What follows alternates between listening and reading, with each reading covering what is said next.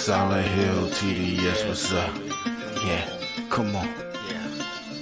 I.O.W, Sports Network, Late Night Edition. Let's go. Come on. We about to raise the bar. Wild card mar. Everybody grab a seat, cause you know we about to spark. Late night sports talk. Modelo Le Cigar. Man, you don't wanna start. Wild card mar. We about to raise the bar. Wild card mar. Everybody grab a seat, cause you know we about to spark. Late night sports talk. Modelo Le Cigar. Man, you don't wanna start. Wild card mar. Hey. L Boogie with the hot flame, ashtray full of top names, little tree for your membrane. This the 9 hour time frame. I just snatched up a 6-pack, got my hands on a lid pack, whipping up a little batch of snacks. Yeah man, I think I'm all set. Late night, can't sleep, go ahead and just tap in. Better grab you a cold one, and we about to get some laps in.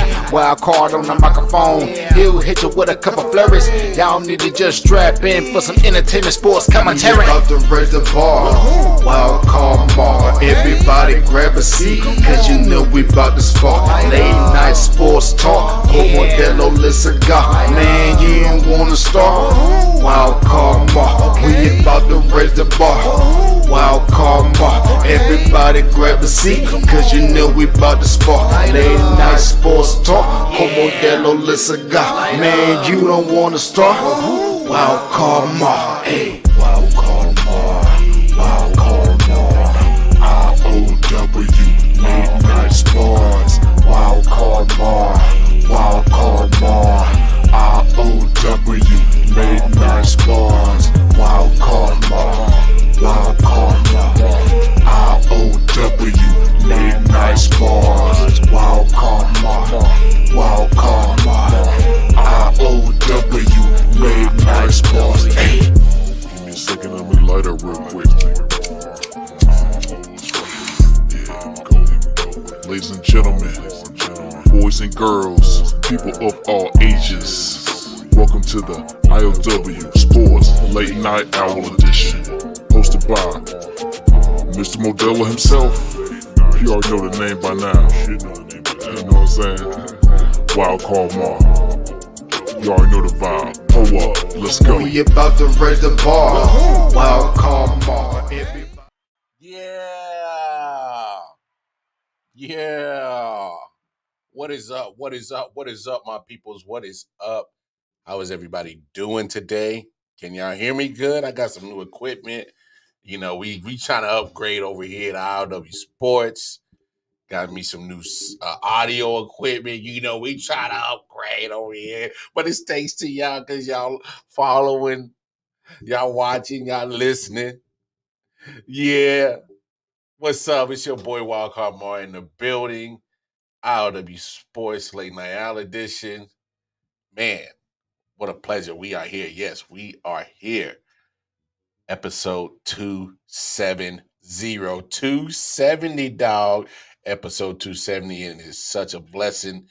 And as always, please go on over to all our social media platforms. They are scrolling on the bottom of your screen. Yes, they are. They are scrolling on the bottom of your screen. I.O.W. Sports Network is the address for the Facebook page, the Instagram page, and most importantly, the YouTube channel, y'all, where y'all can follow us and watch all the content. Make sure you like, share, subscribe, and most importantly, hit that bell notification. Lets you know every time we drop content and go live. You know, hit that subscribe button, smash them, hit them likes. That's what we love to see. That's what we love to hear because we do it for y'all. And most importantly, I.O.W. Sports One on Twitter. And if you want to follow the Wildcard Mar, hey, you can catch me on Twitter at KC Wildcard Mar, on Instagram Wildcard Mar, Facebook, Instagram, both of them. Wildcard Mar, you catch me on both of them. You did? I love it. I love it. And most importantly, man, we just it's Thursday, the final episode because we got a lot to talk about. You know, Always a blessing to be here. Cheers, y'all. Cheers. We here. We made it. We almost at the end of the week. We getting ready for Super Bowl. Yeah, we getting ready for Super Bowl. Super Bowl. Y'all know who in the Super Bowl? Chiefs, Eagles. They in the Super Bowl. I know. It's funny that you forget how the Super Bowl is this week, but the NBA has stolen a lot of headlines. The NBA has stolen a lot of headlines this week. Deservedly so. Deservedly so, the NBA has stolen a lot of headlines. So I can't be mad at the NBA for stealing some headlines. They doing their job. They doing what they supposed to do. You're supposed to steal some headlines. Yeah. Get people talking about what's going on in your world, in your little sports world. So they've been doing well. But cheers, y'all. We made it. Mm.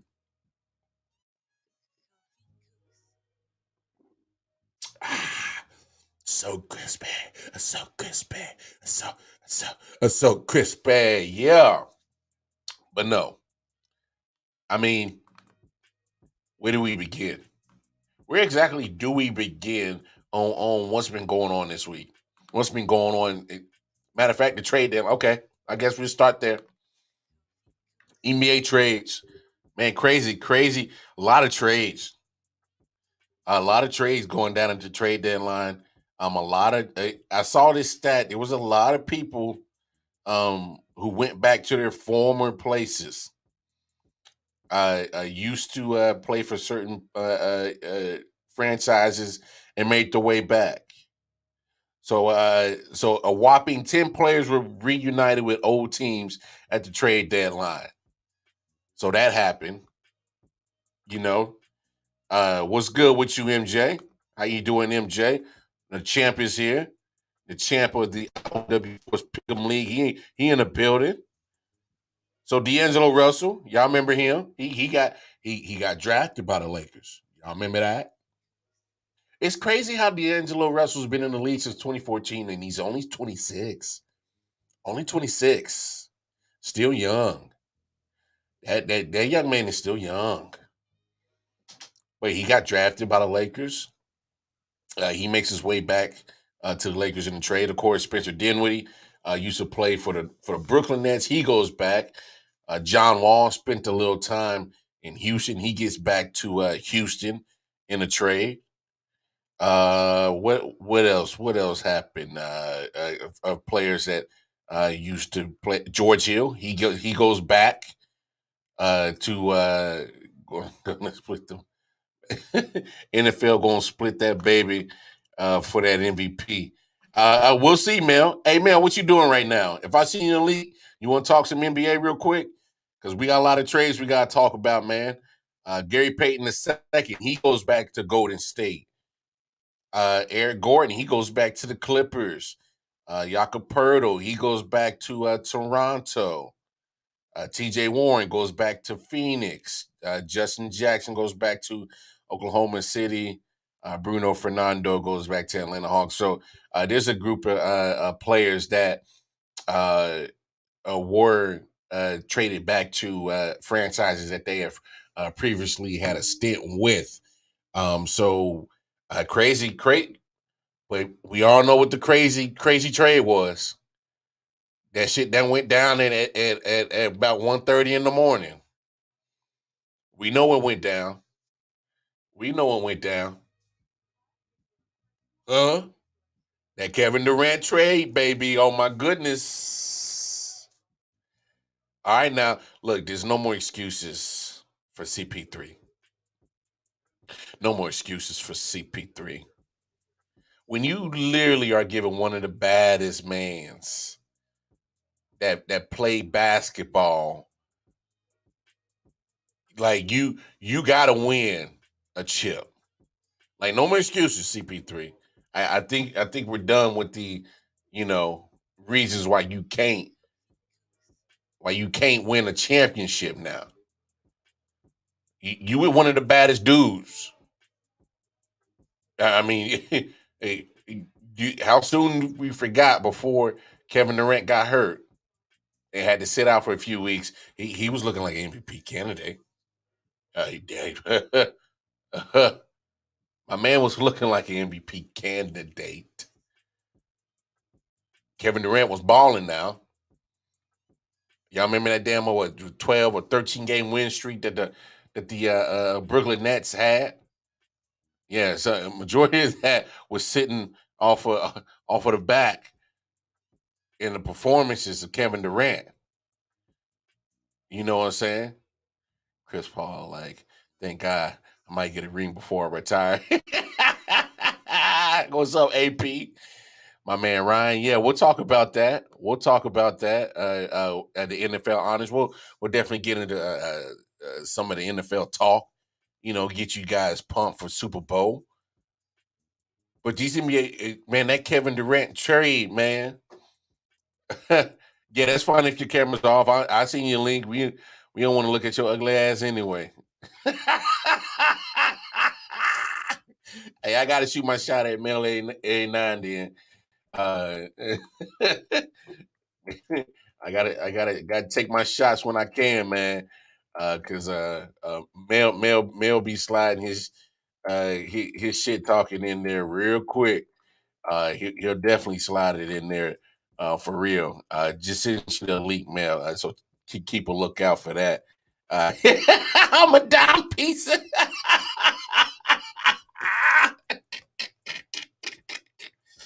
Boy, chill your ass out, boy. Oh hell. But no, man, Kevin Durant. I mean, obviously, top 3 players in on the planet Earth. Let's say that.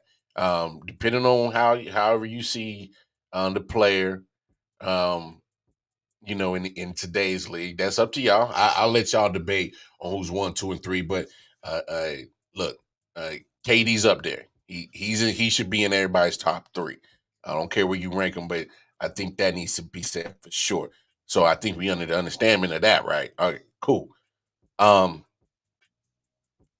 you gotta blame New Jersey. I mean, sorry, I keep calling them New Jersey. Brooklyn. All right. This is their own doing. This is what they did. They created this problem, this situation. You know, the moment you traded away Kyrie, you pretty much should have been counting down your days with KD. I don't think it was salvageable anymore. Wait, I mean, hey, what did people expect? Uh, What did people expect? That's a good point, AP. Because KD almost beat the Bucks by himself. Now he has a starting 5. Man, look. So KD. All right. Everybody, make sure y'all give a round of applause and hoot and holler and get up on your feet and all the freaks, throw your drawers at the stage for the Don Peace himself, Melvin Wall. He is here in the building. Throw your draws. Throw them draws. What's good with you, brother? How you doing, man? I'm good, man. I just came from my son's soccer game, man. They had senior night tonight, man. So that was Oh, that's beautiful. That's beautiful. Hey, that man is a basketball guru and a father, y'all. Y'all see that? So it can be done. No excuses. Anyway, Mel, man, 1:30 Eastern Standard Time, Thursday morning. Obviously, you on West Coast, so you were up, so you saw the alert and were pretty well aware of what was going on. But for a lot of people, especially on the East Coast, probably the biggest trade in the last, dare I say, 10, 15 years went down last night as KD, Slim Reaper, is up out of there in Brooklyn. You called it. You said at some point in time, start counting down your days. The moment you move Kyrie, you better start looking to move KD. And sure enough, within pretty much a week, man. You got two of the top 25 players no longer on the team, and then the grand scheme of the Brooklyn Nets in the last 3 years, you got three top 50 players throughout the league in and out of your organization. Diabolical. It's a daggone shame what happened to the Nets, man. Diabolical. It's the worst ran organization in the NBA, and probably they. I mean, they in the top three for all the sports worst ran organization. I mean, I've never seen anything like this before, man. Where you have a daggone three prime superstars on your squad, and you can't keep none of them within 2 years. They all gone. That is horrible. Mm. That is horrible, man. So what do we start? What you want to start with the Nets, or you want to start with the Suns and Durant? Well, let's get the Nets out the way first, because let's get the butt cheeks and the basura and the trash part of this NBA trade situation out the way, because obviously I agree with you. Diabolical. It makes no damn sense how you got three premier athletes and you can't keep none on your team. You got no playoff championship to boast about, no Eastern Conference championship to boast about. You got nothing. So literally nothing. So with all this that they got back from compensation wise, what is there left? And is it fair to say that Cam Thomas is probably that piece that you start rebuilding around in Brooklyn? Um, Probably not. Because you can't build around a player that's not a superstar. It's just not a good idea. Okay, Like okay. like you know what I I, mean? Like if a superstar was the brick house the three little pig built, then a player that's not even an all-star yet, building around him, um, I mean that's got to be the straw house. You know mm, what I mean? So you can try to build around Count Thomas. I don't think you'll get far. I don't think he's going to ascend to superstar level. I mean, he got a lot of talent. He can score, but he ain't like he ain't like that. You get what I'm saying? okay. He ain't gonna turn into that. I doubt it. I don't see it. So pretty He much just a score. he's closer to Andre Iguodala, which is a solid career, than he is closer than Kevin Durant. Correct. Easy to say. Okay, okay, Correct. I mean, fair. because by I mean, if superstars, you would already know that was a superstar by now. Okay, You get okay. what I'm saying? It ain't take people long to be like, oh, yeah, Luka is him, or KD is him, or LeBron is him. Those are superstars, right? That's Um, fair. so but on that roster, Dinwiddie might be as far as running. Let's not use the term build around. Let's use the term run your offense through, right? Okay, Because your best player is going to have the offense ran through them, but you don't necessarily have to build around them. But the best player right now is Dinwiddie, okay. That's fair. That's fair. and Solid player goes back to Brooklyn. yep, yep. Nothing, nothing So there. let me ask you this though, Lamar. Yep. Two questions. How do you distribute the blame between Kyrie, KD, Sean Marks, Joe Tsai, or someone else? How do you distribute that blame? 25 or 50-50, whatever, how you want to do it, right? Tell me how you distribute the blame. And the question number two is, um, what went wrong? Uh, Question number one. I'm gonna distribute the blame. I I'm gonna give 10% to Kyrie and Durant, only because you know, as the talent, you can't force the organization to run properly. And so uh that's 10% just with them, because hopefully uh and it's not necessarily anything that they can control. I think the fact that that they were never able to be healthy and play together kind of help alleviated uh just them as an organization as an excuse. In my opinion, for them to be injured so much and not being able to have a full roster, it gave the organization excuses to say, "Oh, this is the reason why we can blow it up," and the reason why they, kind of treated Kyrie a certain way. They're looking for outs or reasons. Make him look a certain way. Now we can have a reason to say that we needed to trade him. Kevin Durant and ain't never healthy and around, so that's not an excuse to move on from him, even though we committed so much to them. And I'm combining them together as only 10%. Now 90% goes to the rest of the Nets organization because I like we started this conversation. How the hell do you have these many premier athletes, 3 at the top 50 on your squad, and they not here today? And you got nothing to show for it. But you Well, got we a well whole bunch of headlines. you ain't luck, Lamar, because we about to spend about 5 or 10 minutes going from square one Mm-hmm. all the way to today, and we go really analyze. I don't think nobody has done this. Everybody will give you the quick 30-second monologue on how bad Kyrie is as a player or whatever.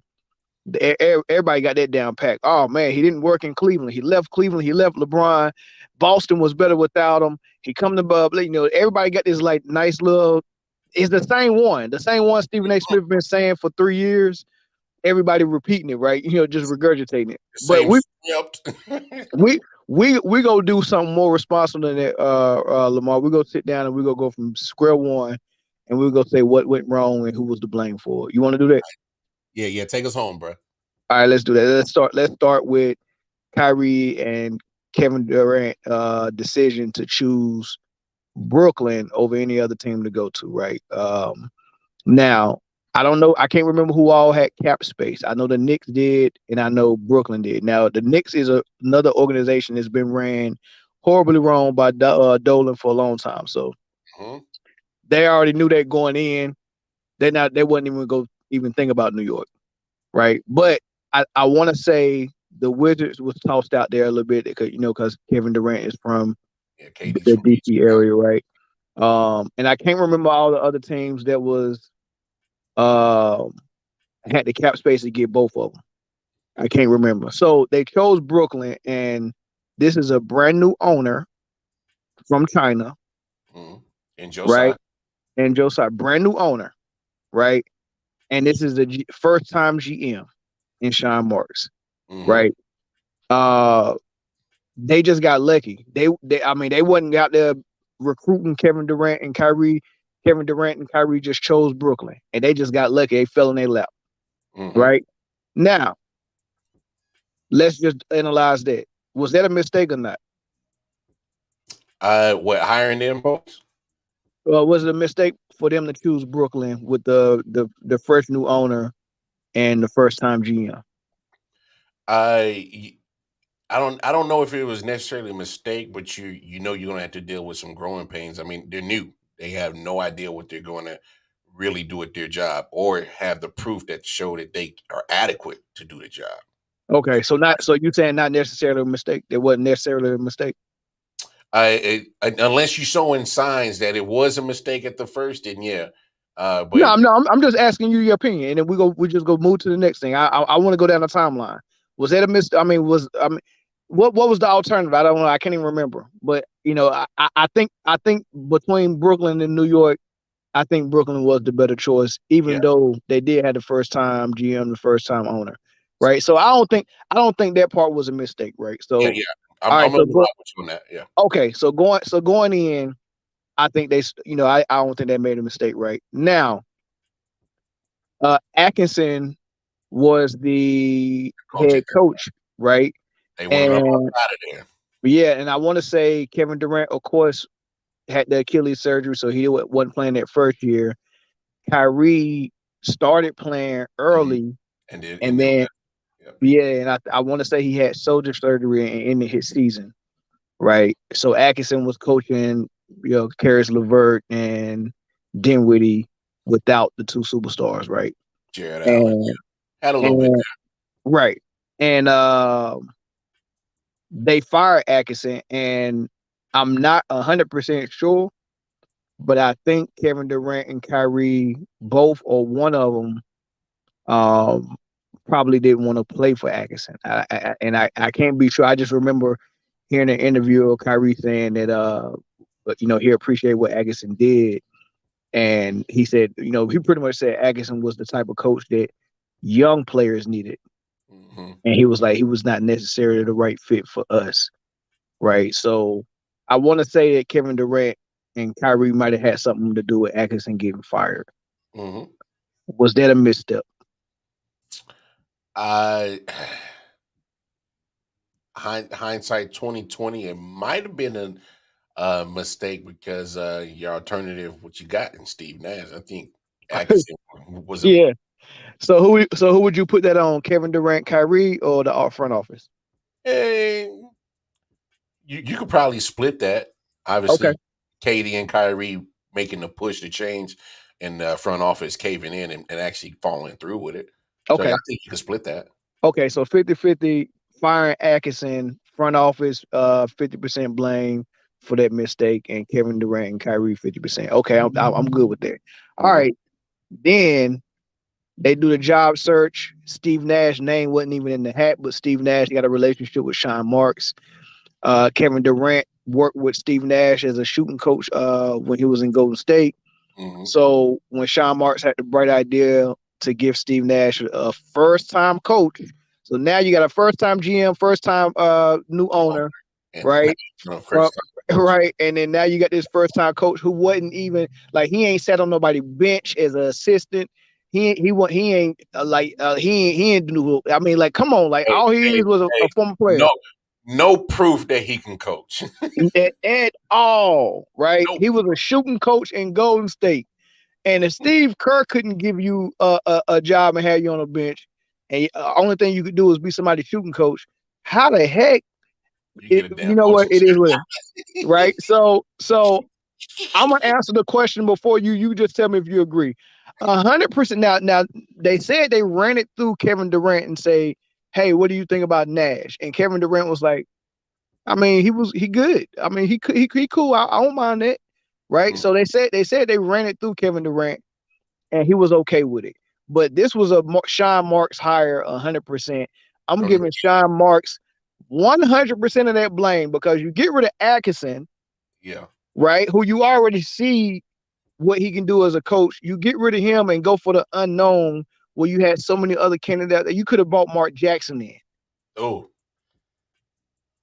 He went and he went with nepotism and was like, this is gonna be so easy because we got two superstars. Anybody can coach this team. How about I give it to my friend? Hire Steve Nash. No, seriously, that's what he did, Lamar. Like we always thinking it. Even when Steve Nash got the job, everybody was like, "How the heck did Steve?" His Yep. name wasn't even in the hat. He didn't even interview, but everybody was like, "It don't even matter," because like they was thinking it was gonna be like Golden State and Steve Kerr, and Steve Kerr was first time coaching, and hey, look, man, he got 3 rings out of it, Yeah, 4 rings. but Steve Kerr spent time around executives and people in basketball minds that knew how to put a team together. I Like agree. Steve Kerr was around Popovich. Like, come on, he was around people that know basketball. Like I that's agree. to me, that is a totally different situation from what Steve Nash was doing. This man is shooting jumpers. Hey man, tuck your elbow in, bro. Hey Yeah, man, hey man, follow through. yeah, That's what he doing. yeah. Hey, Rebounding for Kevin Durant while he warm up and shoot. You know what I mean? Like, come on, man. But so that was the first major mistake was and hiring Steve Nash. 100% goes on Sean Marks and Joe Tsai on that, 100% goes on Sean Marks and Josiah. without 100%. without a doubt. Right. I'm not even gonna put that on Josiah. That's all Sean Marks. That's his friend. Well, right now I'm combining them together. If I'm combining KD and Kyrie for fall, Joe Tsai and Sean Marks, I'm combining them That's together fair. because Okay, bet. Let's yeah. get it. Let's get it. All right. So how you feeling so far? It's definitely leaning towards a Joe Tsai and Sean Okay. Marks Okay. play. It's So definitely leaning towards that way, so Coach. so so the next major thing that happened, um, the season starts. Steve Nash is the coach. Steve Nash put together his team, and Mike D'Antoni is on his staff as an assistant. Oh And Lord. I'm like, oh Lord, this dude don't even like defense. Not at Like, all. like, A little like, allergic to it. Allergic to defense, bro. Hey, like, hey, the moment I heard he was gonna have D'Antoni on his goddamn coaching staff, I'm like, oh hell no. bro. Hey, bro, this is Phoenix Suns all over again, bro. Exactly. Like, why would you even go get that dude? Like, he used to coach. You know what I mean? So, but look, this is my thing, right? So Steve Nash wasn't no defender, Mm-mm. and D'Antoni didn't like defense, right? Now, when you look at Steve Kerr as a player, he was a shooter. He wasn't no defender. But guess what? Guess who's on his staff? Not now, because he's got the Sacramento Kings job, but Mike Brown is a defensive God, guru, yes. and he's a Greg Popovich guy. He is a guru. Steve Kerr was smart enough to know I have to hire a defensive guru. Mm-hmm. Doc Rivers, when he was in Boston, had Tom Thibodeau as his defensive coach. He's a defensive guru. Like you gotta know what type of staff to put together. So Steve Nash was foreshadowing that. Look, man, this is gonna be all about offense, right? I got D'Antoni on the thing, whatever, right? And, and I I'm got put and I yeah, got shooters everywhere. yeah. So all the coaching mistakes, that's all Sean Marks and Josiah. That it's all that. So next thing that happened. Um what was the next thing that happened? uh, Um Kyrie Irving takes time off because of the January 6th insurrection. And he said I needed a mental break, but supposedly he didn't tell uh Steve Nash that he was doing it. I don't know who he told. mm-hmm, He told someone, but Steve Nash didn't get the memo. mm-hmm. So he was on his little hiatus, um, That unexcused absence he had. unexcused absence, right? However, Yeah. how did we find out that it was unexcused? Didn't Josiah tweet some shit or something? No, they asked Steve Nash at the press conference. Um, well, is Kyrie injured? Why was he out? Oh yeah. Okay. And Steve Nash said, "I have no clue where Kyrie was at. He didn't tell me anything." Mm-hmm. This is your head coach. And you don't know where your starting point guard is at. No, not the fact that he don't know. It's the fact that he told the media he didn't know. Why? Why? Why would you do that, Lamar? Like you got to keep stuff in. I'll put it this way: you married, right? Yeah. You can have an argument right now with your wife. It ain't for you to get on Facebook and tell everybody your wife just fussed you out, or vice versa. Mm-hmm.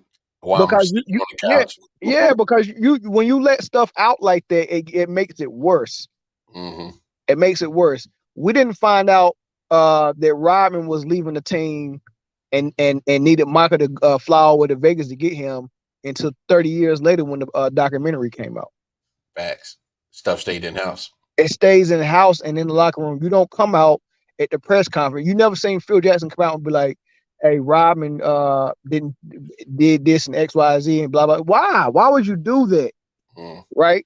So that's the inexperience in a coach trying to coach superstars, and this is his first job. Mm-hmm. And it's hold on before we move on to the next part of this, because you said it right there, inexperience. And there was a lot of inexperience that was shown publicly by Steve Nash. Not all, because right now you're talking about as in handling off the field, off the court, media stuff. But I'm Yeah, talking about not just that. I'm talking about in combination of him, the inexperience of being a coach, yeah, bad rotation calls, unaware of clock management. It's like Steve Nash got to that position and he forgot all of his basketball IQ. Like, bro, you're a two-time MVP. You know, is it too far fetched for people like us, and you and me, who love podcasting? Is it too much to ask for a guy that's a two-time MVP to show basketball IQ as a coach? And maybe I'm far fetched. Maybe I'm reaching too far. I don't know. Maybe my expectations were too high for that. I don't know. I don't know. Nah, you're 100% right, man. Because he like you said, man. You see his rotations. He'll have a guy sitting a bit like Blake Griffin riding a pine, when he's perfect for the Boston series, right? And then he showed that in Game 4 when they was about to get swept, they put him in the game, and lo and behold, this dude balling out, man. He was perfect to go against these dudes in Boston, and you needed rebounding, right? So, like he was benching Blake Griffin. Blake Griffin didn't know why he wasn't playing. LaMarcus Aldridge wasn't playing. He'll start Drummond play real well, and then next thing you know, Nick Claxton's in the game, and Drummond never get back in the game because he wanted to switch all screens and have Nick Claxton guarding wings. And he was just doing dumb stuff, man. His timeouts, he come out of timeout, he ain't really had no play for the out of timeout thing like you supposed to have. Like the dude started the Boston series off with Seth Curry guarding Grant Williams. Like I'm like, what the heck? And look, it was so bad that Kevin Durant, who stayed in contact with one of his friends that play overseas now, I think his name is Mike James. They became good friends. He did an interview after the Boston series, and he was like, "Man, Kevin Durant texted me before Game 1 and told me, man, we cooked, man, we going home." He knew it. He said, "We cooked, we going home."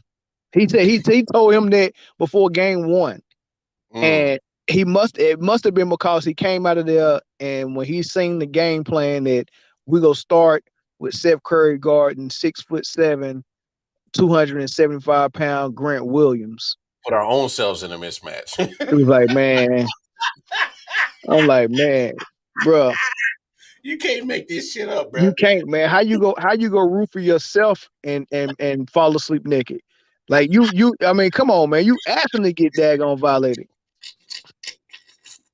My booty son. My booty son. He root for himself, man. Was like, come get it. Ding ling ling, ding ling ling, come and get it. Come and get it while the getting's good. Santa, I got your cookies. Come get it. I got your milk and cookies. So all right. So we got the first major mistake was on Sean Marks and Joe Tsai for hiring Steve Nash, right? All right. Then Steve Nash made the next major mistake in telling on his own player, and I guess he was frustrated with Kyrie. And I guess he felt like if I put him out, if I call him out in the media and put him out like that, then the media will take care of him and he'll fix himself because the media go come down on him real hard. So that's the first person inside the daggone organization that we seen sticking the media on his players. Dumbest thing in the world. Yeah. Right? Dumbest thing in the world. So that's another major mistake. We told on Kyrie, we told the media that he was unauthorized absent, right? They could have handled that in their house, right? Then let's go to what happened after that. He had a vaccination situation. Yeah. Well, they actually got in the playoffs and was playing good, about to put Milwaukee out. They was up 2-0. Oh yeah. And then Kyrie messed his ankle up, falling on why is he crying? Oh no, some lady just walked out crying. Messed his ankle up, and then Harden got hurt, and then they went to Game 7, and Kate, Bigfoot, so that was that. That was the end of the season. So you got this horrible coach, and I'm like, all right, man, next year got to be a little bit better. Yeah, got to be a little bit better next year, man. Get some more pieces. You know what I mean? Nash will be second year as a head coach, man. He might, get somebody on the coaching staff. Who knows, right? Help him out. And then that's when the pandemic hit, right? And mandate in New York. And mind you, Kyrie had said as soon as they found out that, hey, man, because they had just got finished with the bubble the year before. And then this year they was like, man, how we gonna do this? Blah, blah, blah. And there was somebody, the vaccinations is out and all this stuff. And then Kyrie had already said, hey, look, I'm not getting the vax. I'm asking for religious exemption. Now, this is one thing the media never brings up, is that Kyrie, before New York City made a mandate, Kyrie had already asked for religious exemption along with a lot of other players like Carmelo Anthony, Andrew Wiggins, Jonathan Isaac. A whole slew of players had asked for religious exemption not to have to take the vaccination. And it's something that we do in the military as well. Mm-hmm. It's a lot of paperwork you got to put in. I tried to go for religious exemption as well, right? Mm-hmm. And they grant it to you or not. But they had already told Kyrie Irving that we'll grant you religious exemption with this, and that's Brooklyn and the NBA saying that we'll grant you religious exemption. Okay. So a month later, when the season started, the mandate was already in by New York, and that's when we found out. Oh man, if you're not vaxxed, you can't play in New York if for a home game. Mm-hmm. So that's when they came back to Kyrie and was like, everybody put it out. Hey, look, this player's not vaxxed. This player's not vaxxed. Blah blah blah. And Kyrie was like, well, shoot, what you want me to do? Like, I'm not getting no vax. Told you I wasn't getting it. Yeah, I'm not getting no vax. So Mm-hmm. that's when they put it out in the media, and then the media starts slamming everybody. How you ain't gonna get no vax? Mm-hmm. Why would you do this? And they trying to make it seem like Kyrie Irving just look, oh man, I can miss time if I don't get vax, and just decided I'm just gonna not get the vax just so I can miss time. Like that's how Stephen A. Smith packaged this up. Like it's always something with Kyrie. He's always gonna find a way not to go to work. But he had decided not to get the vax before he found out that he was gonna miss work for it. Mm-hmm. Right? So nonetheless, when he found out he can't play whole games, because I'm not changing my mind. This is a lot. I mean, like this is more than just one reason why I'm not getting this vaccination. I'm not there. It's not even an option. I'm not getting it. Right? Okay. Well, you're not gonna be able to play home games. Okay. Cool. Right? Instead of the front office, Joe Tsai and Sean Marks and Steve Nash, because they said they all had a meeting and got together and figured out what they gonna have to do with this. What they should have done is came up and said, "Well, that's our player. We go support him." Mm-hmm. Like this is a whole personal thing. We've never had nothing like this happen before in life, man. So we, like, we this is all learning, right? So there's no need to go high and right on this because, like, this is all new stuff to us, right? But at that moment, you owe your players some support, enough support to say, dog, man, I really want you to play. It's really gonna hurt us, but we're gonna have to make lemonade with lemons and do the best we got. Okay, we got you for 41 games. All right, cool. Well, Yeah. we got to have to do it. We got to work around it, right? Instead of doing that, they said, well, Listen. guess what? If you can't play home games, you can't play no Yeah. games. Yeah. You're suspended without pay. We're going to dock your pay for the games, the away games that or the home games that you're missing. Um, uh, and um, and that's how we go do it. Like, why would you do that? So, whose mistake is that on? Is that on Kyrie not getting vaxxed, or is that on the Brooklyn Nets organization suspending him because he didn't get vaxxed? Oh How no. you see that? Oh no. How I see it, that was Brooklyn's choice to take it that way. Um, I've said it a million times. I don't mind people standing up for what they believe in. Kyrie believed he didn't believe in taking the vax. You know, that's his own personal choice. That's his own personal belief.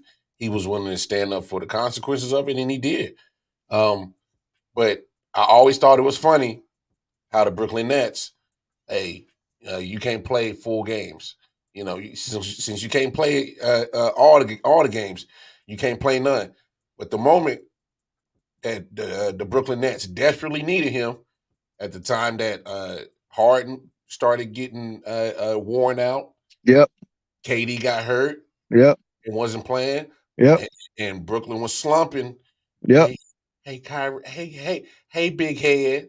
Yeah, and guess what? So this dude done set out daggone 35, 38 games already. And as soon as Probably they could have said, played, and probably could have played half of them, and they just let yeah, him.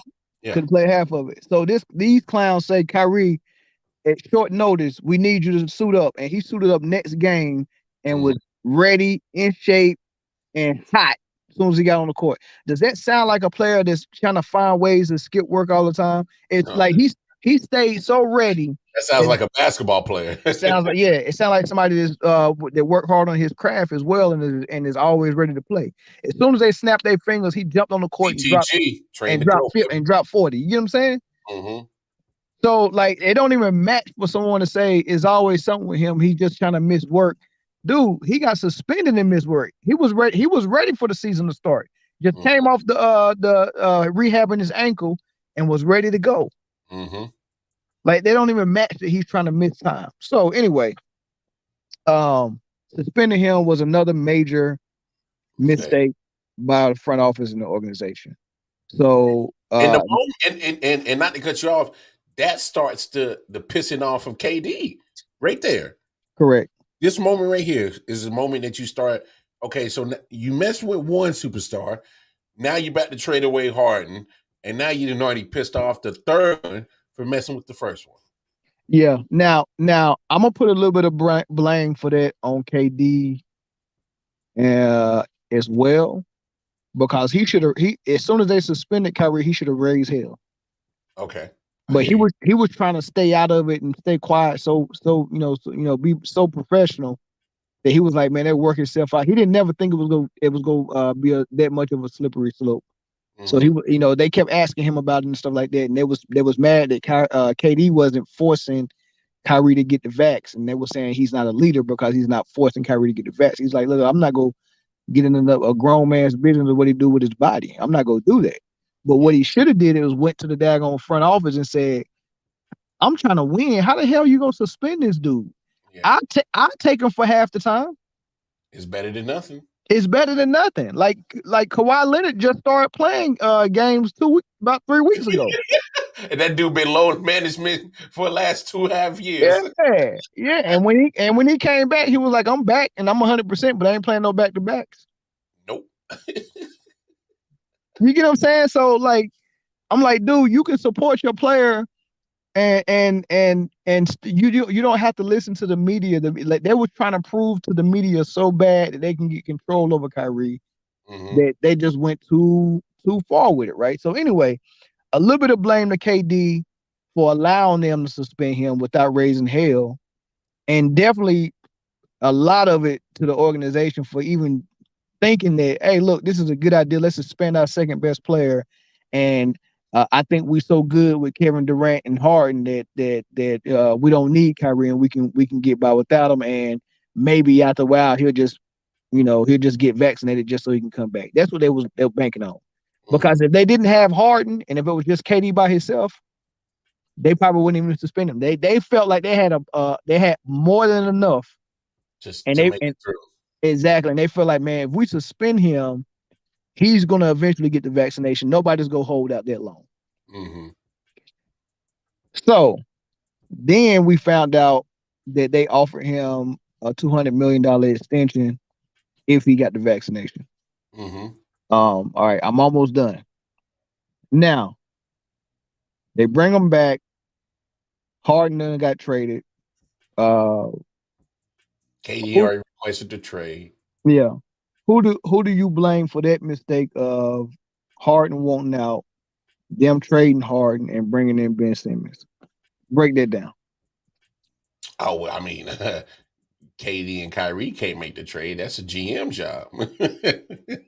Well, I mean, Harden requested it, and he said that the main reason why he requested it is because Brooklyn wasn't serious about winning, and he pretty much said nobody over there was serious about winning because I can't remember if he said that he was leaving because Kyrie wasn't vaxxed, or he was leaving because Brooklyn suspended him for not being vaxxed, and he was like, dang, I'm trying to win. And they over here suspending people for vaccination. Like, dude, we could have had Kyrie. We could have had him part-time. Yeah. Well, I think it's crazy because looking back at it, I think James for the first time in his career didn't want no part of the drama.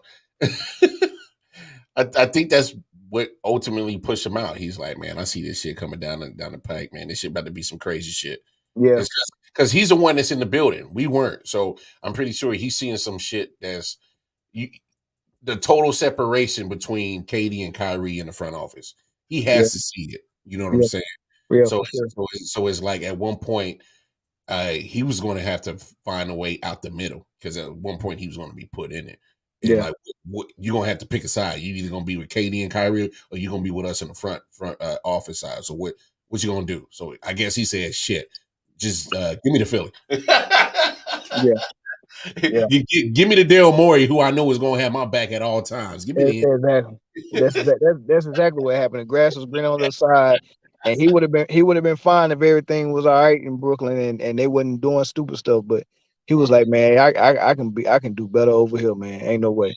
So the trade request is on Harden, but the fact that the Brooklyn Nets caved in and pushed the trigger on the trade, I'm gonna put that on. Now that was stuck between a rock and a hard place because if the rumor was true, if they would have kept Harden, he was gonna play, and as soon as the season was over, he was gonna go and sign with Philly. Anyway, And then that means that Brooklyn would have had to, they would have gave up all those draft picks to get Harden, and then lost Harden for nothing.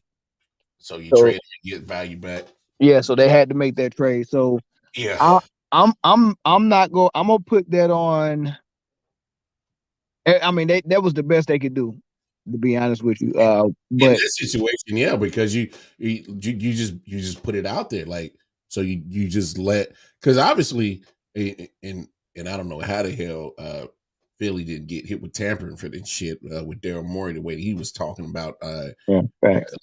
like he knew something about what was going to go down with Harden going Yeah, on off season. So I don't know how he didn't get hit with some tampering shit anyway. But uh, I mean, you heard the chirping, like, yeah, why the, why the hell would I just let this dude walk out the building? I at least get something from James Harden. And I yeah, mean, I mean, in hindsight 2020, you don't want to take the Ben Simmons on, but you save a little bit of money. You get some you get Seth Curry back at the time, Andre Drummond. So you got something back instead of nothing. So it beats that. yeah. Yeah, so I don't know. I come back to that one. I don't know who I want to blame for that. I mean, I think they could have traded Harden somewhere else. It didn't have to be Philly. Like you didn't have to send him to Philly. In conference, one of the teams that you got to face to even get to a conference championship, let Fact. alone a finals appearance. So Yeah, you pretty much gave a good facilitator to one of your opponents that you're going to see on a yeah, regular basis. That was okay. but So put some blame on them for that. That was stupid. yeah, but who could have foresaw that Ben Simmons was gonna be a shell of himself though? Like I don't think Well, anybody well, saw that.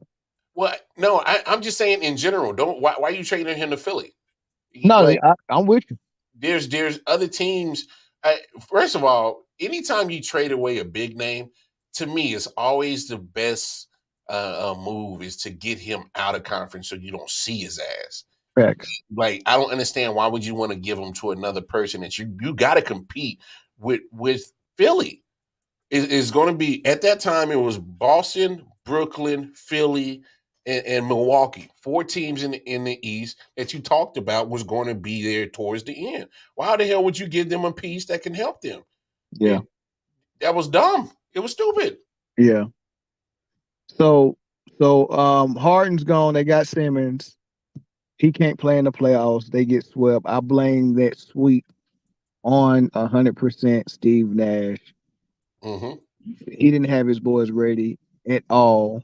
His game plan was Um, trash, man. that was bad. But his coaching and game plan was bad all season. I was calling it out. I can go back to some old videos. Every time I was like, man, what is wrong with this offense? It's not. It shouldn't be that hard to get points from KD or Kyrie. It was horrible. I've been calling it out. So that's all those. That they didn't even have the right personnel. Like they Hmm. had these small guards. It was just ridiculous, man. So 100% on Steve Nash.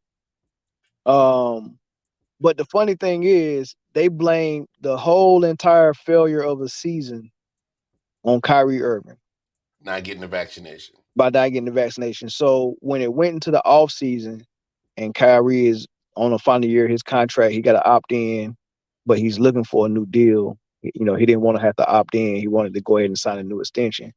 Hmm. Unbeknownst to him, the whole time, these people had been talking about not bringing him back. And Kyrie had no clue. You could tell he didn't by how he was talking at the press conference. He had no clue that they was thinking about not bringing him back. Mm-hmm. Right? He had no clue.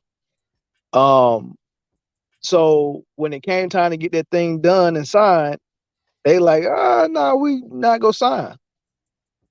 We're not gonna give you an extension. And the reason why is because the whole season that he was sitting out, we heard the media get on every single day talking about how he don't deserve an extension and how he's how he's this and how he's that and all that stuff, and I wouldn't give him the money, and he don't deserve the money, he don't deserve an extension and all this stuff. They have been saying it for a whole 3-4 months. At a nauseating pace. Right. And at some point, Sean Marks was like, you know what, Stephen A. Smith, you right. We're not going to extend him. Knowing that that's something that you have to do to keep Kevin Durant. Mm-hmm. So they go into the summer, they get through that whole debacle. They're not going to extend him. He opts in. And the whole thing got so messy that Kevin Durant was like, I don't like none of this. What y'all doing to Kyrie? I want out. Yeah. Give me a trade. They say, no, we're not going to trade you. And then he comes back in the second time, have a meeting with Josiah and say, look, okay, here's what I do. Or him. I stay if you fire Sean Marks and Steve Nash. And the reason why Steve Nash needed to get fired, because he was an incompetent coach and he didn't deserve that job. And Kevin Durant knew it. And he was like, we made a mistake. We don't want this dude leading us. Getting him out of here. Plus, him and Sean Marks were in the same boat and in cahoots on lobbying against Kyrie Irving and that whole thing. So that's why Sean Marks also had to go, because these dudes got it out for Kyrie, and I'm not trying to roll like that. I want to play ball with this guy. You know what I mean? KD's ready to clean house, start over. Right. Get rid of both of them. Right. And if I could have the owner fire himself, I would want you going too, but I can't have you fire yourself. So just get rid of these two guys. We can repair our relationship as player owner. Yeah. But these two guys gotta go. Yeah, these two guys gotta go. Yeah. And then not only did he say no, Josiah goes to the media and tells the media through a tweet that Kevin Durant gave him an ultimatum. Through a tweet. The owner, after you had a meeting with your best player, you went to Twitter and said, hey, social media and media members, this is what Kevin Durant just told me in a meeting. So now you got this whole summer of them clowning Kevin Durant and Kyrie, saying Kyrie had no leverage. He ain't getting no new deal. He had to opt in. Who's the PI? No value. Exactly. He said, who's the PI now? That's what Stephen A. Smith said to him. Who's the PI now? You know what I mean? Kevin Durant, I want to say T-Mac said, I ain't never seen no superstar give owner an ultimatum and they not honor it. Like, man, what kind of mess is this? You get what I'm saying? Like, it was just crazy. So that was embarrassing. Josiah leaked that to the media and it made a whole frenzy. That's another horrible misstep by the ownership by starting to leak stuff to the media. Everything that got to the media came from either Nash, Marks, or Josiah. From that count, yeah. From that count. Kyrie or Kevin Durant wasn't going out there saying nothing to nobody. Right? Then they go into the season. They doing their thing. Kyrie tweets something out there. It's a movie. The infamous tweet. Instead of the owner, Josiah, calling him and saying, hey, Kyrie, hey, this might offend some people. Some people is telling me it got X, Y, and Z in it. Go ahead and take it down. We'll do damage control for you. I got a PR team. We'll make sure you covered, man. But take that down real quick, man. That's what leaders do, right? That's what leaders do. Instead, this socially awkward man, I don't understand what his whole thought process was of telling on his players Hey, supposed to on be out Twitter. there. Yeah, like it was like, he couldn't wait to spill the tea. So Steve, because he knew Stephen A. Smith was gonna tear him up. Like he wanted Kyrie to get tore up in the media. So instead of him calling Kyrie and saying something to him, or calling his agent and saying something, he tweets and says, I'm real concerned that at Kyrie, he added him at Kyrie, uh, seems to support a movie that's anti-Semitic in X, Y, and Z, and blah blah blah blah.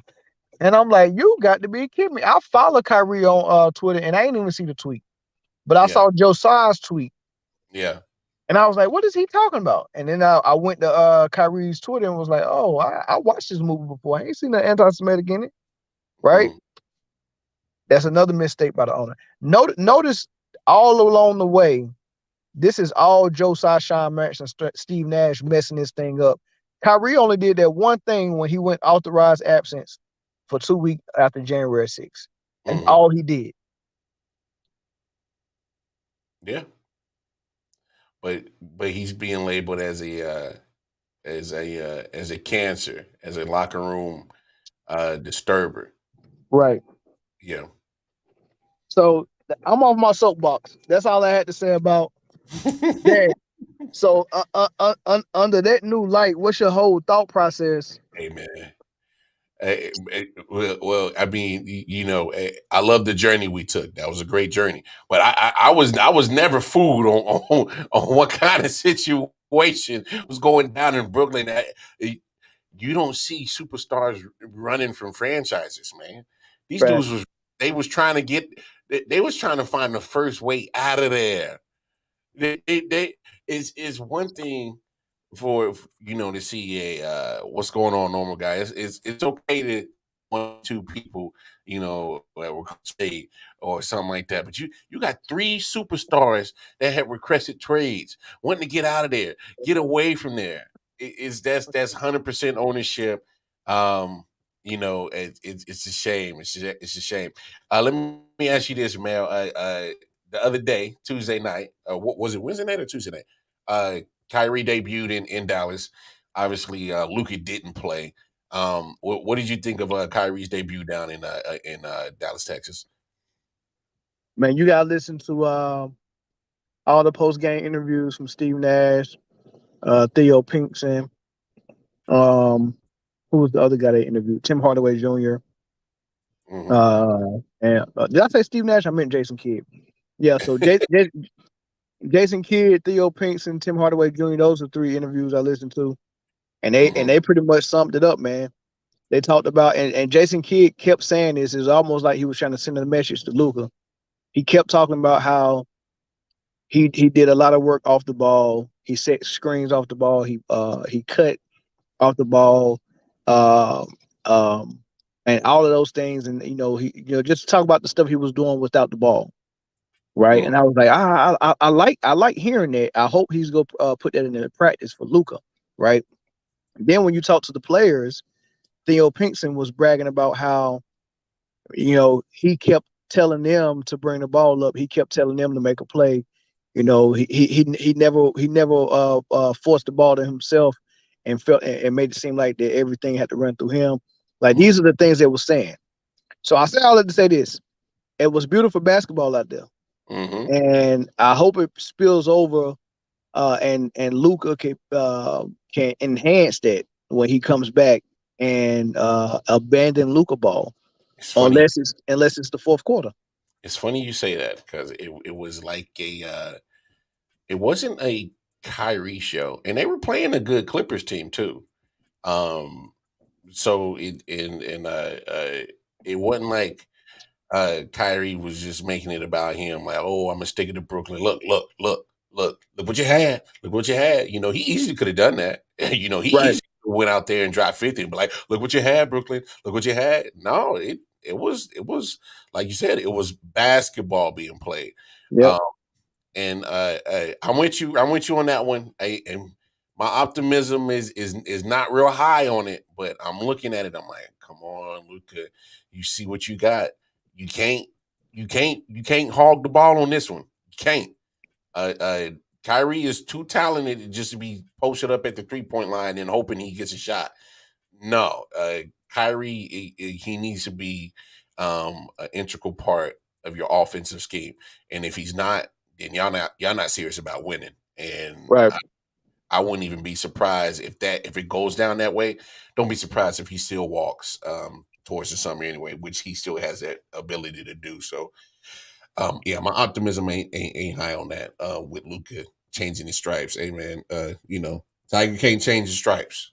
Speaking of Kyrie walking, I'm Yeah. gonna put this in your ear real quick. Go ahead. Mark Cuban is a real good businessman, and he's a personable guy. Mm-hmm.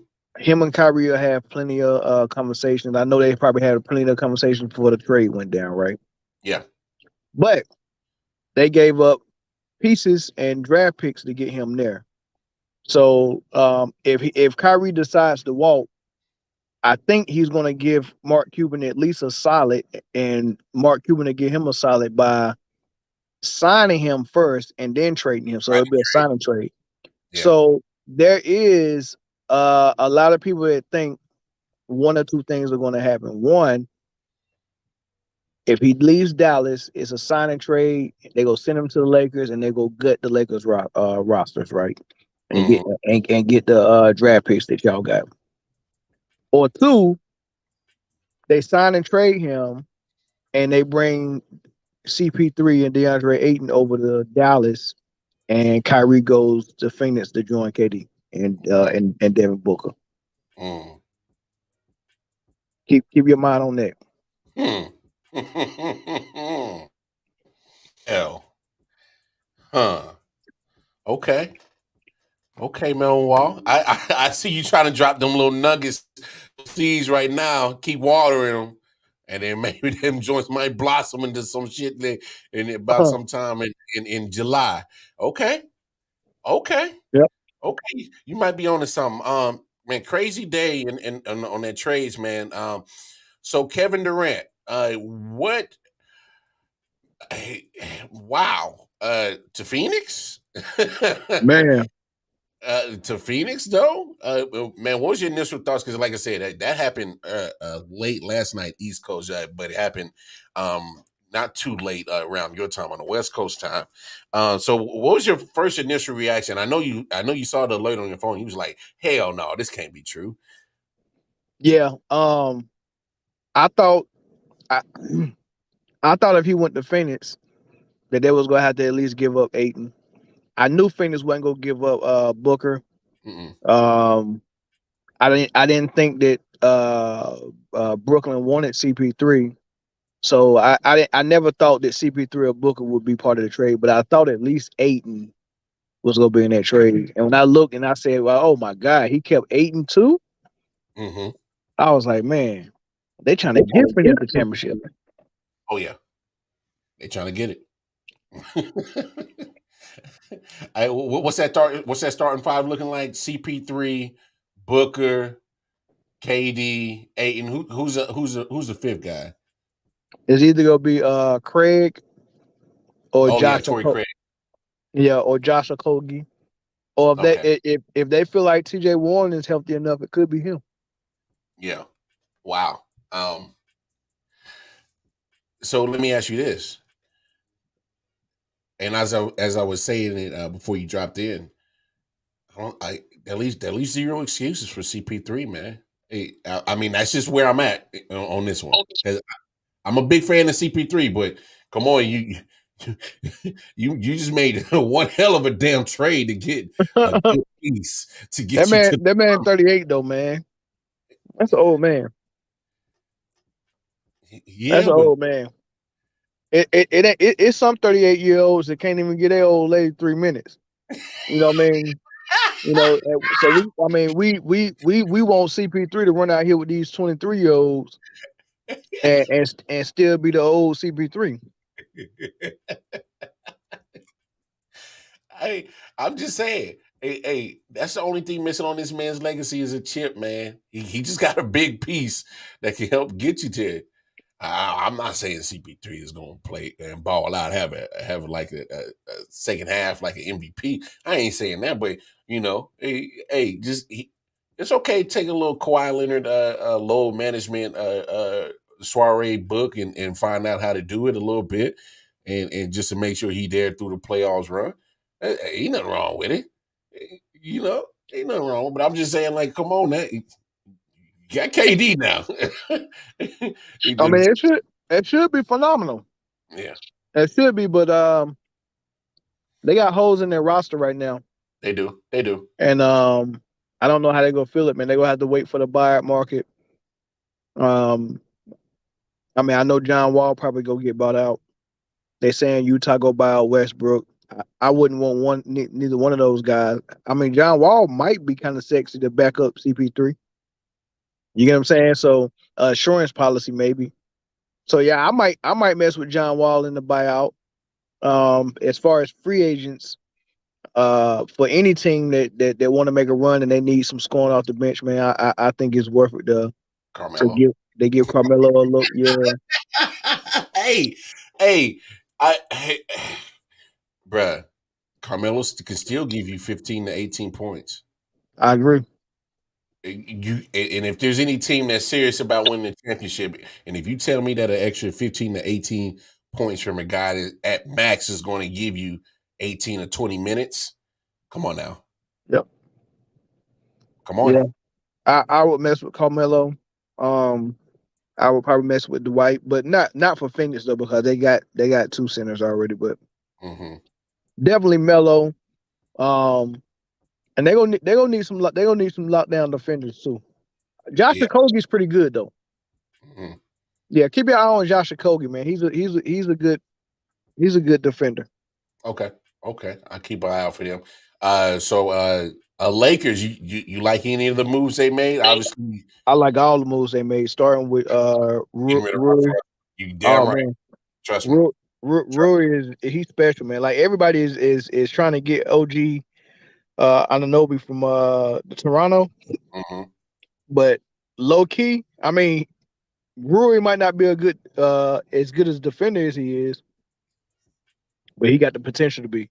I mean, he's like a true 6'10" with a nice frame, nice body, man. He can guard in the post and he can guard on the wing. He can shoot it if he open, mid range and three. He can put it on the floor, man. That's a daggone good trade. Then they got Mo Bamba. That's a daggone good pickup. I like that side of Mo Bamba. I love that Mo Bamba pickup. Then they got Malik Beasley and D-Lo. Daggone good pickups, man. It's crazy. It's crazy. D-Lo is still only 26, bro. Bro, yeah. Well, he came out after his freshman year. I remember that from Ohio State. Yeah. He was real young, but he's been in the league 2013, 2014. Yeah. And only 26. Yeah. I remember studying him in Ohio State, man. I really liked him, man. From his passing is what drew me to him at Ohio State. His passing was special. Yeah. And then he basically turned into a scorer. But yeah. But yeah, D-Lo, Malik Beasley, LeBron, Rui, and AD is a daggone good five. And then you got coming off your bench, Mo Bamba, who can hit the three, he can spread the floor, and he's long, lanky, real lanky. Yeah. I wanted Brooklyn before they broke everything up. I wanted Brooklyn to get one of them Orlando Simmons because they had four of them. They got Carter Jr., Wendell Carter. They got him. They got Mo Bamba. They had Bobo. They got both Wagner brothers. And they had another center, man. They was loaded at the five position. And I was like, man, if I'm Brooklyn, I'm grabbing one of them clowns. Need that size. That length. But pause. Yeah, man. That's pause, big pause. Yeah. I know we in overtime, but I gotta talk about it, big homie. and then we gonna get you up out of here, man. So LeBron, all-time scorer. Does it change anything how you see the GOAT conversation? Yeah, I mean, yeah, for me, I think I feel more comfortable, and it ain't really so it don't change nothing for me as far as who I think the better player is on that list of the goats, right? Which is Um, right. What's the list? no, not the list. I just need to know who's the top of that GOAT list for you. Oh, it's MJ. Okay, I But just want to clarify. That's all. That's yeah, all. yeah, it's MJ. But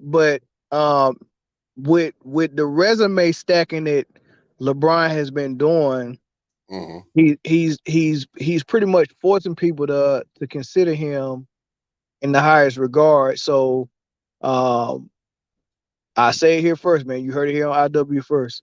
I'm now moving LeBron for the first time past Larry Bird on my GOAT list.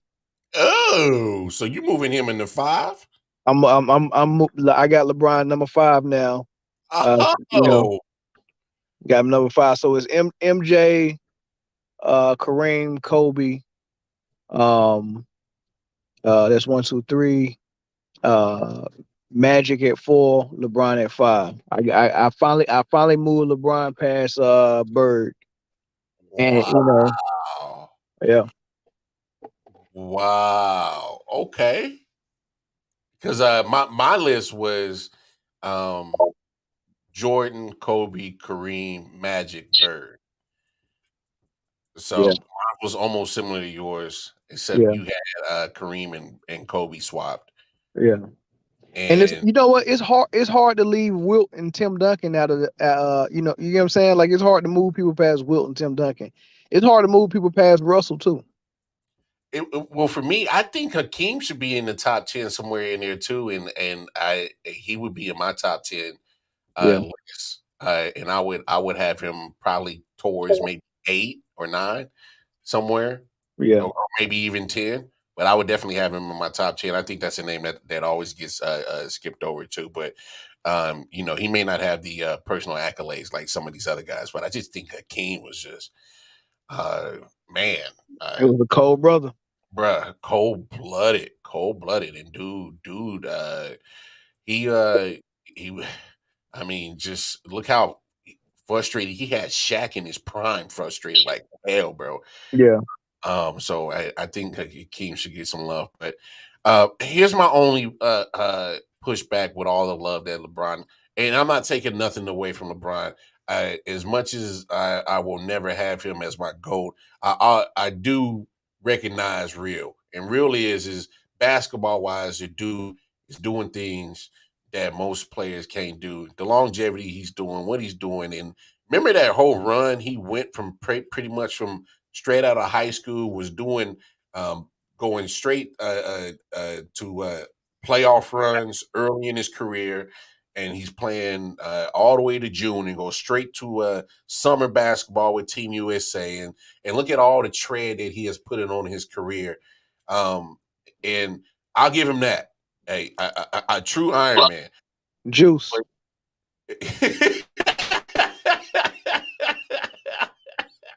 So here's my only drawback to Juice. I hear you. Um, my man is spending what 4 or 5 million a year to keep his On body right. juice. On juice. My Lamar, man, you I know exactly what a 38-year-old body's supposed to do after 20 years of wear and tear and you're supposed to banging. sit down. It's supposed to sit down. Your body's supposed to do something at 38 that LeBron's body is not doing. Sit, Juice. sit down. It's supposed to sit Ju- down. Juice. Ain't nobody stupid. Did you see how his body changed from high school to his rookie season? Bruh, he got ridiculously muscular. Um, but Mel, do you see what this dude is doing? It's a routine for him, probably for the last 4 or 5 years, and especially since he's been in LA. After every game, this man is wrapped up with both knees, both ankles, shooting shoulder, all wrapped in ice. He's wrapped up like the Michelin Man. What basically what I'm saying is this dude's body has been told him to sit down a long time ago, but he keeps pushing through, spending all this money. Keep pushing that needle through. Juice. Lamar. Hey man, I'm not here to speculate. I mean, look, all I'm saying is come on, man. Like you want this scoring record so bad that you literally are doing all this when your body is telling you, I can't do it. His body Yeah. is his body been told him he has been the least durable in his career since he's been in LA. This dude was an Iron Man. Now he's missing 20, 30, 40 games a year. Load management, and still the dude couldn't even play tonight. He couldn't play tonight. Because he didn't Well, already use all his juice from the other day on Tuesday to get the record. Couldn't even play on Thursday. It's not a back to back. You had a did day y'all off. did y'all, You can't did y'all play. win? I didn't even see the score. I disagree. He didn't play uh because I really do think he partied after he broke that record. He partied really hard. And that's why he really gave himself the night off. Like and that's the funny thing about LeBron James, relative to Kyrie Irving, is that I can point everything that Stephen A. Smith say bad about Kyrie. LeBron James has done all of it. Mm. Like seriously, like the 2 weeks off that Kyrie Irving took, LeBron James did that in Cleveland. And you can Google it right now, Lamar. LeBron James quit on the team and left the team and went home because he wasn't getting along with David Black and he wanted David Black fired, and they wouldn't fire him. So he left the team. Like he just disappeared, left. Mm. And they finally told him they was gonna fire David Black, and he came back in, and then the next day they fired David Black. Mm. Right. But you know who wrote that article telling about that? No, I'm sorry, it wasn't an article. It was a podcast. His own jockstrap sniffer, Brian Windhorst. I was about to He say went, that it had to be Windhurst yeah, that blew the whistle on that. yeah, he went on a podcast and told that story. Of course, it ain't gonna damage him now because I mean it happened so long ago. Plus, it's LeBron. Like don't nobody want to damage his reputation for real, right? He got Mm. too many protectors, right? So he told that story, and nobody still know that happened. Like he left the team for 2 weeks, just like Mm. Kyrie Irving did, and he didn't tell nobody where he was going. He just left, and they Mm. knew why he left, so they fired him, right? So that's one thing. So and he's doing it again. He went partying. He broke a record. He went partying, and while they in the 13th spot in the West, trying to fight for a playoff position, And he really not far out from actually getting to like a 6 seed. right, but he can afford to not play a game. Apparently he can. You get what I'm saying? Like, ain't nobody gonna call no foul on that play, The right? What else? hypocrisy. What else? What else he do? Distraction. They say Kyrie Irving is a distraction. Hey man, Well, any team that LeBron James on, you better beating the big tops in the ring bearers. It's going to be a bro, circus. he showed up to a team. Not only was he a distraction for his team, not only were the crowd chanting, "LeBron's going to trade you," while they were shooting free throws. Like his whole team had to deal with all that first year because everybody knew he won Anthony Davis and everybody's trade bait on that team.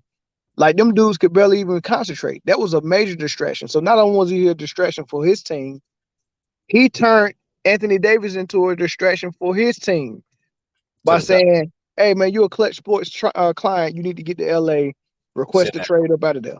The Yeah. Pelicans didn't even want to trade him. No. He forced him to and then sat out and said, "I'm not playing." And Healthy. healthy. And nobody said anything was wrong with that. But here it is. Kyrie's getting suspended for not getting the vax, and you calling him a distraction and a bad teammate and all this other crazy stuff. And it's nothing wrong with Anthony Davis forcing his way out of the Pelicans, becoming a distraction, wearing That's All Folks piggy shirt on at the last game of the Pelicans, right? That's all, folks. Right. And this is all orchestrated by LeBron and Clutch Sports. There was nothing wrong with James Harden putting on a fat suit in Houston, forcing his way out of Houston, and then the very next year, forced himself out of Brooklyn. The same way. Like you remember that play where the ball rolled into the backcourt and he walked, and then the other opposing team ran and grabbed and got a wide open layup. Yeah. Nobody said anything about wrong with Harden of wearing a fat suit, forcing his way out of Houston, and then quitting on the Brooklyn Nets and forcing his way to Philly. Nobody said nothing was wrong with that. They said, I don't blame you. Get away from Kyrie Irving. So he can request a trade twice. But when Kyrie left Boston in free agency, they said he quit on Boston. He left in free agency. That's something LeBron done 4 times already. Yeah. You get what I'm saying? Like, you see how idiotic this stuff is? It's crazy, man. That damn me is something else, bro. It's something else. That's why I love what we do, man. But man, I'm gonna get you out of here, man. We didn't went in the overtime, man. I ain't even get to have the damn shit I need to talk to because I don't give a damn.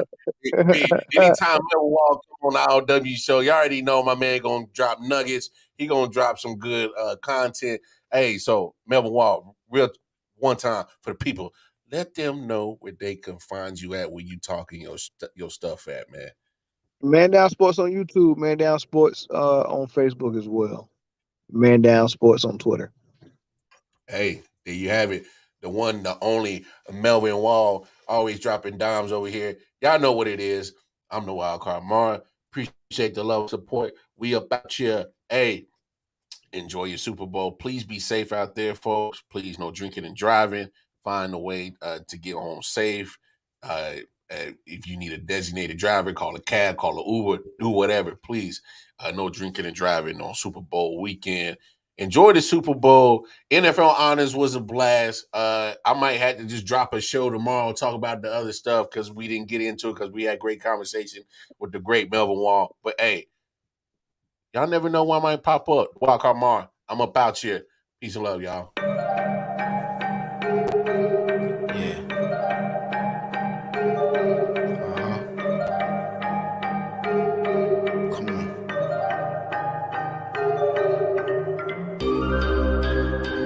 Silent Hill TV, yes.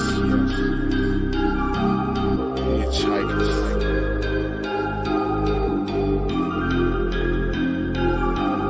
Yeah, smoking someone's dope, I'm seeing traces. Visual lasers, load across the scene is dangerous. Aggressive like behavior, couple monsters from my neighbors. Resisting human nature, persistently getting greater. Bloodshed like the Terminator. Fire up the green, I need it, increase the dopamine. Feel better, so I kill better, doped up of cocaine.